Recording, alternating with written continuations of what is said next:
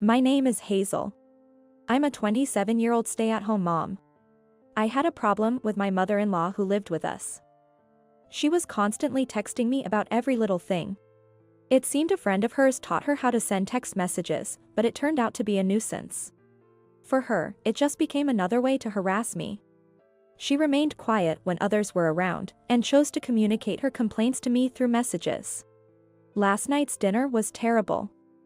Everything was so salty that I thought I was going to have high blood pressure. Were you trying to kill me? How many times do I have to tell you to make a decent meal?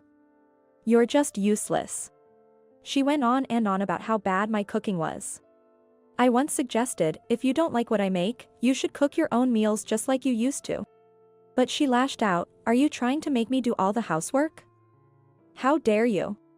After our daughter, Lily, was born, my husband and I decided to live with my in-laws because they wanted to be near their grandchild. A year into it, my mother-in-law began going out frequently and even expected me to do her household duties. When we started living together, we used to have separate meals. Therefore, I didn't have to cook for my in-laws. I was once asked to prepare dinner for them when my mother-in-law caught a cold. Since then, it became my job to cook for the whole family. She seemed to have gotten too comfortable with me doing whatever she asked me to do. I wish I could say no to her, but I was so scared of confrontation and fighting with her. I thought I had no choice but to endure her subtle harassment. But I myself was a mother after all. Seeing my daughter cry one day finally made me realize that I'd had enough. That day, my mother-in-law had been out since morning. She often seemed to lose track of time when she hung out with her friends. She would frequently forget to take out the trash, which made me doubt if she even knew what day it was. There were times she came home late for dinner, but she would complain if we ate without her. So if she didn't return home by 4 p.m., I would text her. Usually, she would ignore my messages, but she actually replied that day. What a waste of money to order Mexican food delivery. I had to cancel it. Stop being lazy, you useless fool. As soon as I read her message on my phone, I called her. What did you mean by canceling the Mexican food delivery? Oh, you must be wondering how I knew about the delivery date? You're such a fool. You were probably trying to please me by ordering my favorite food. But it was stupid of you to throw away the food menu with the delivery date written on it into the trash can. My mother-in-law sneered and said she found out about my wasteful spending because I threw it out where it was easy to be found. I was absolutely appalled that she would rummage through the trash just to harass me. Do you even know what day it is today? Can't we indulge ourselves just for today? What are you talking about? You don't have the right to indulge yourself even for one day. Your job as a wife is to be frugal. It's unacceptable to spend the money earned by your husband just for your convenience. As she scolded me over the phone, I could hear her friends laughing in the background. You should have known your place as a wife by now. Look, it's almost 5 p.m. Hurry up and go grocery shopping for dinner. Then she hung up. I went white realizing what she had done. In a panic, I rushed to the supermarket, fretting over what I could make as a substitute meal. What are you going to make with these ingredients? Surely, you can't make Mexican food. She commented smugly when she returned home at 6 p.m. Unfortunately, the frozen tacos and burritos were all sold out. She looked very pleased to see me frustrated. Grandma, welcome back. When Lily saw her, she ran up to her. Grandma, we are having your favorite food for dinner today, she said with an innocent smile. Oh, is that so? Yes. I asked Mommy for it. Grandma, I knew you liked Mexican food. My mother-in-law looked shocked and turned to me. Yes, I was the one who ordered the Mexican food to be delivered, not to please her, but at my daughter's request. Grandma, today is your birthday. That's why we wanted to have your favorite Mexican food, which is my favorite too. What? My birthday is on Friday, not today. Today is Friday. Remember, you said your doctor's appointment was changed from this Friday to Wednesday next week? At my words, my mother-in-law had a stunned look on her face. According to my husband, in his family, they only celebrated birthdays for the children and not for the adults. So they never had birthday parties for their elderly parents.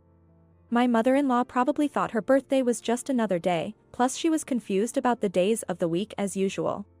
Realizing what she had done, she turned pale. Lily, I will quickly go and change my clothes. I'll be right back, she said to my daughter, and hurriedly went to her bedroom. Within a minute, she sent me a text message. Do something about it. That was what it said.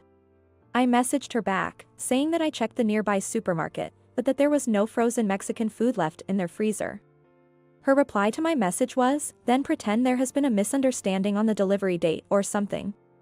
As I didn't send her a reply, she came into the kitchen and told me to go to the living room. Hurry up. Otherwise, Lily will start to suspect. My daughter had no trouble accepting the fact that there was no Mexican food for dinner. It seems the Mexican cook suddenly got a stomach ache and had to go home, I told her. I honestly thought she would cry, but she said, poor thing, having a tummy ache. It's okay, I can have a taco another time. Seeing her sad and disappointed face, I felt guilty for lying. My mother-in-law wouldn't let me go back to the kitchen, so I just played with my daughter to distract her from her feeling disappointed. My mother-in-law seemed to have prepared dinner, though. Soon after my father-in-law and my husband came home from work, we all sat at the dining table and started the dinner, which was supposedly a birthday celebration for my mother-in-law. Aren't we supposed to have Mexican today? The cook got a tummy ache, Lily said. Confused, my husband asked me about it, and I explained that it was cancelled due to a mix-up on the delivery date. He looked dubious, but then my mother-in-law quickly interrupted, are you sure it was just a mix-up on the date? Didn't you just forget to order the food? Poor Lily. She was looking forward to surprising me for my birthday. Hearing that, I was dumbfounded.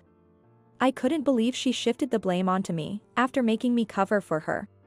As I clenched my fist, Lily whispered in my ear, Mommy, I want to eat some cake. That was when I realized I'd momentarily gotten lost in my own anger. It's a surprise you came up with. Wait here, I'll go and get the cake. I whispered back and stood up. From the living room, I heard Lily's voice, saying, each cake is small. The chocolate one is mine. But because it's a big piece, I'll share it with Mommy. Mommy and I both love chocolate. Grandma, you can have the one with strawberries.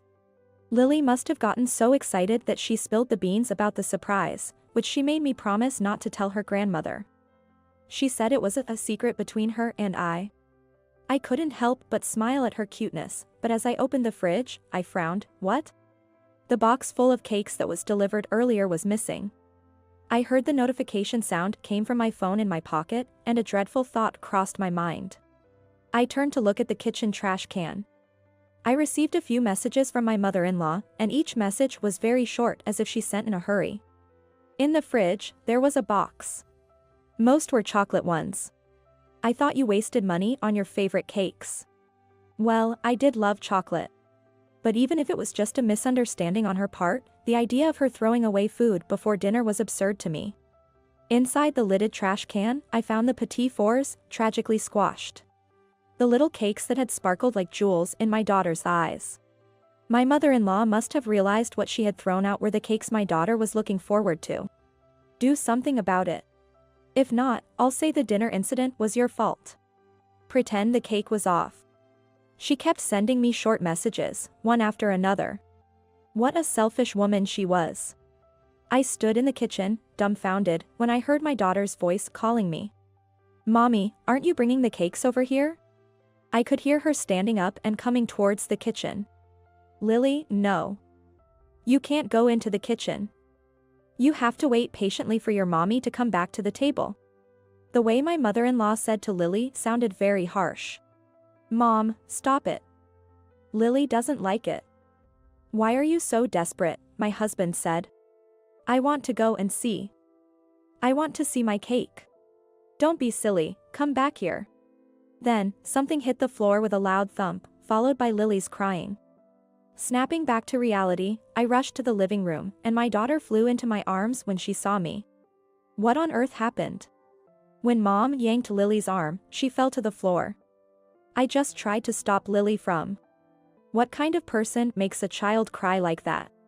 My husband and my father-in-law glared at her, who was at a loss for words, but then she looked at me as if she remembered something. Hazel, I thought you might have ordered the cakes to be delivered on a different date, just like you messed up with the Mexican food order. I just didn't want Lily to find out about that. Everything is your fault. My mother-in-law started spouting nonsense. All this was probably because I had always been submissive to her. She thought she could again get away with her nonsense. But this time, she crossed the line. She made my daughter cry just to cover up her own mistake. I let that happen because I was weak. I'm sorry, Lily, I said. I gently stroked her back and spoke to her. Grandma threw away all the cakes, and she was the one who canceled the Mexican food delivery. I'm really sorry for lying to you. Hazel, how dare you say that, my mother-in-law barked, but my father-in-law silenced her with a glare. Why is Grandma so mean? I don't know. Maybe because she doesn't like me. Is it because of Grandma that you always have to do the cleaning over and over? I saw Grandma making you do that. I was speechless. I had no idea my daughter knew. Grandma, you are so mean to my mommy. I don't like you. You aren't getting anything anymore. My mother-in-law was quite shocked when she heard her beloved granddaughter say that to her, and she felt betrayed by me. Do you have any proof that I did it? She screamed, so I showed her all the text messages she had been sending me. I couldn't say no to you because I was weak, but if you make my daughter cry, it's a different story. I will never forgive you for hurting her feelings. As I said I'd expose everything she had done to me, my mother-in-law sank helplessly to the floor, looking very frightened. I never expected her text messages, which had always caused me anxiety, to become useful in a situation like this. My husband, reviewing her past messages on my phone, angrily said to his mother, "So you've been secretly bullying my wife all this time?" Seeing Lily startled by his angry face, I calmly asked my husband to take her to another room.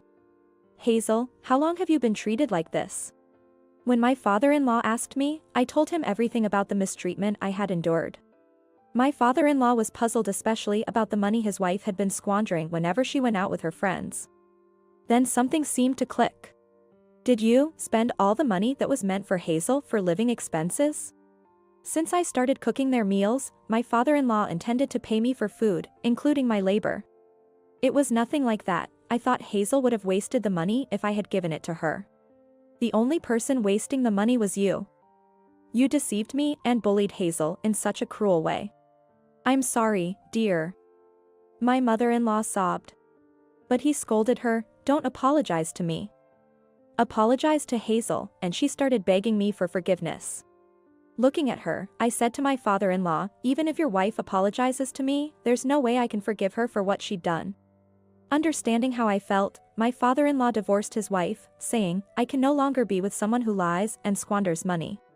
It turned out she even borrowed money from a loan shark because the money she had been stealing from us wasn't enough for her. When all her friends found out that she became penniless, they cut ties with her, saying, "When the money stops, so does the friendship." With nowhere else to go, she returned to her parents' home and is now working very hard to repay her debts. She's being bullied by her brother and sister-in-law, who are giving her a hard time. What goes around comes around was what my husband said about the situation his mother's in. I'm no longer afraid of the notification sound on my phone whenever I receive messages.